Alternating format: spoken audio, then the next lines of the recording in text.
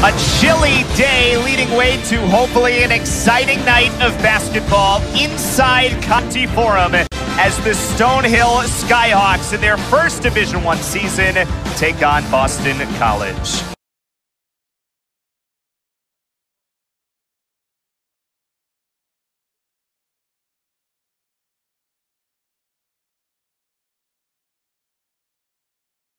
My name is Doug Smith. I serve as the Vice President at Stonehill, and this has been a really exciting time this past semester. I think as most folks know, around last February we made the big announcement that we were moving to Division I to the Northeast Conference.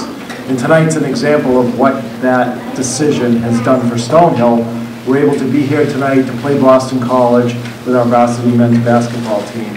And if you've been following some of our other teams, we brought a couple of other coaches along with us. We'll just speak for just a few minutes to talk about this move and what it means for Stonehill College.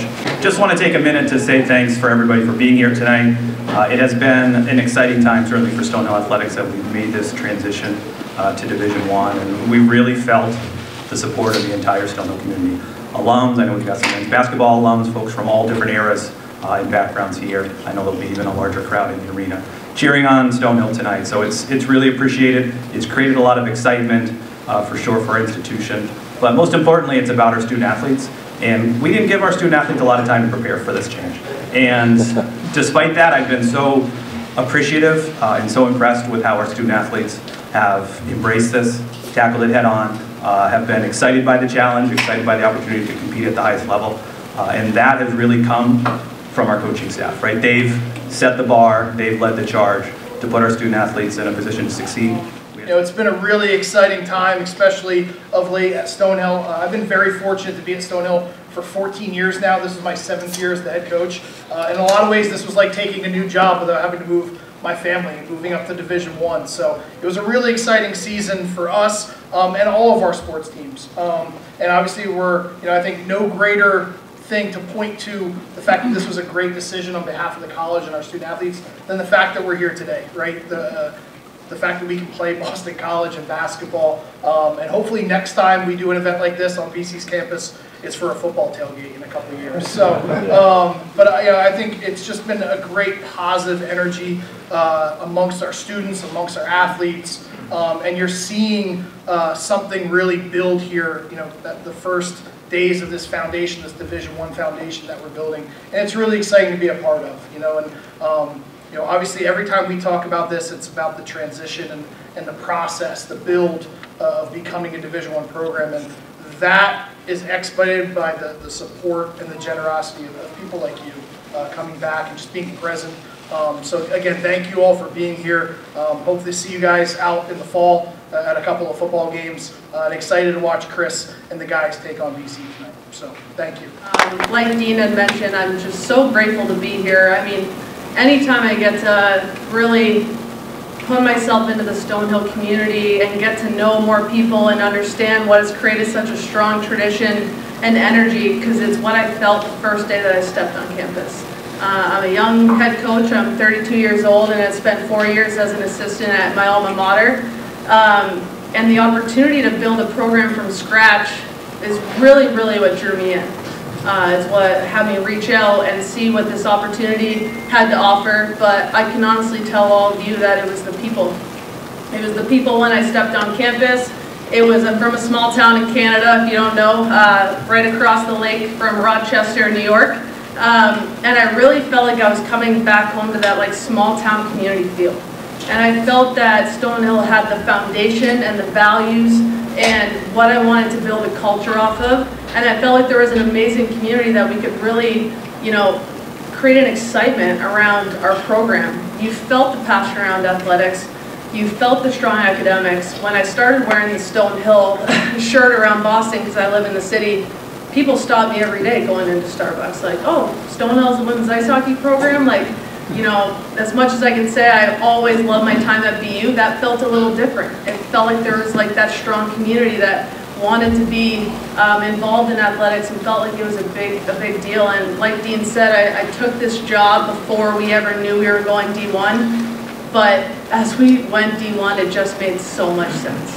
I think you see this game tonight, you see the success Eli and his program have had in all of our fall sports, and I think the success that our program's already been able to have, it's not a shock in my mind. When we first started with our girls, we did 6 weeks of Zooms in phase 1, what I called it. Our program slogan is Manufacture a Legacy. We built a little bit off of the Ames family and what that meant to us.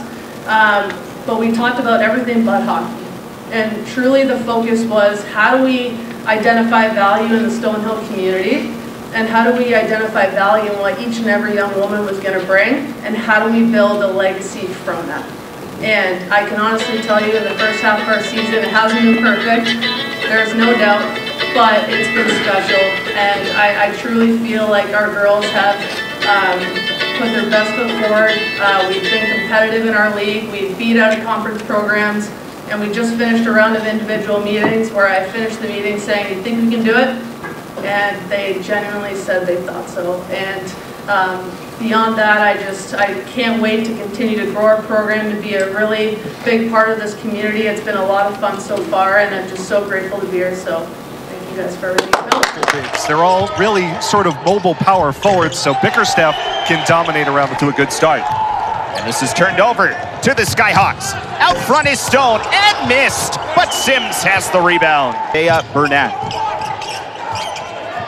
3 balls. Zagorowski is good.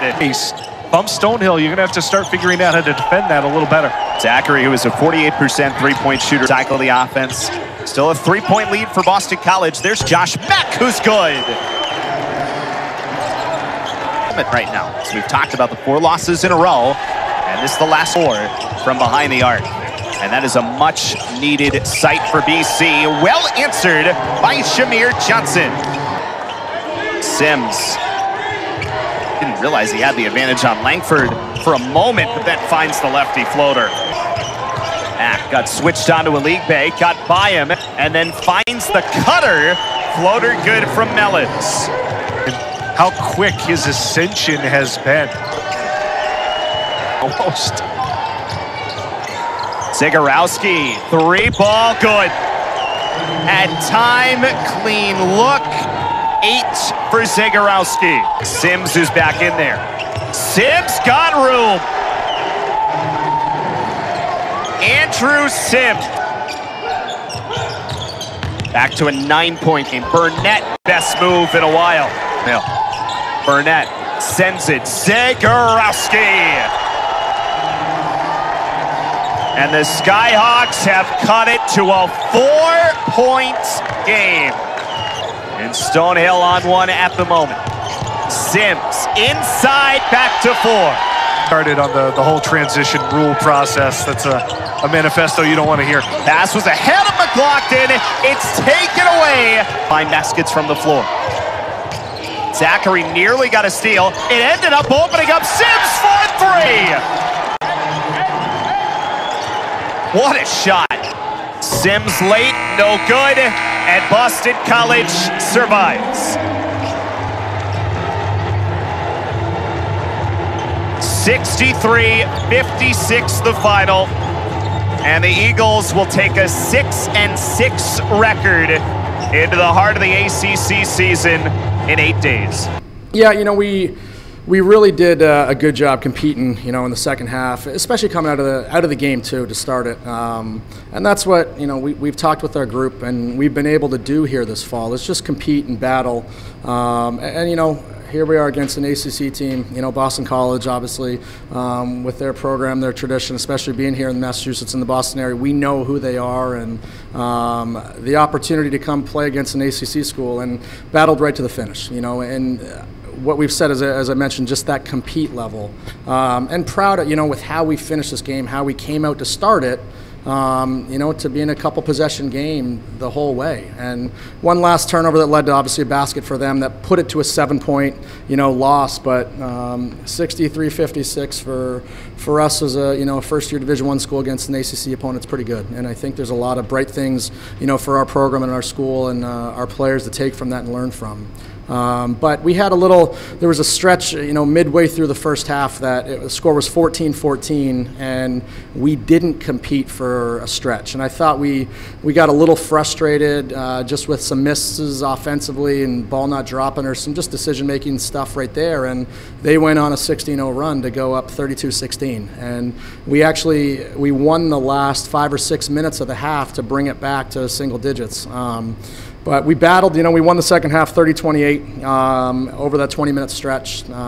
We talked a lot about rebounding, tonight. We had to make sure that we really boxed as a group. We held them to 2 offensive boards, and that's been one of our issues this fall is rebounding. And, we thought if we were able to rebound the ball, we had a good chance to win this game.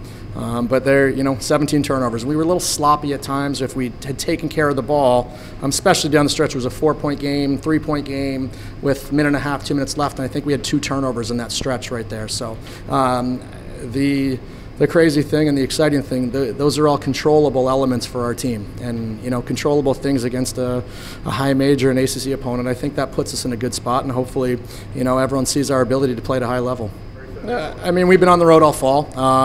We're used to it. I think that's part of the low major level, that we're going to be traveling quite a bit. And we're out to Chicago to play Bradley here in a few days in Valparaiso, and then we open up league on the road. And it's, it's the cards that you're dealt, and it's an exciting opportunity for our guys to be playing in these arenas and at this stage. And we're going to play, and we're going to go compete wherever we are, wherever the schedule has us, has us being. So excited to play again, excited to, just continue this. And I think that's the great thing about basketball and playing at this level. You don't have a lot of time to hold your head and worry about it. You got to move on quickly and get ready to play again in a few days.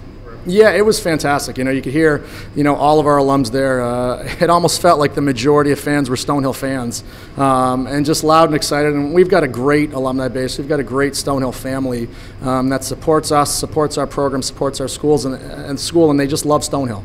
And they love our guys, and especially as an alum myself, I'm proud of our group. I'm frustrated we lost because we're competitive, and I am too, and we want to win, but just proud of our guys, proud of our effort. I know our alumni have been speaking, really consistently and speaking a lot about just how proud they are of these guys and what we've been able to do here this fall in our first year at Division I. Yeah, we'll get on to those guys in a few days, dealing with, Bradley and Valparaiso while we're out there, and obviously 2 really high-level teams, and we'll get to those scouting reports in a few days, or the next day or so, but we'll worry about this and build and learn from this about, our own group first off.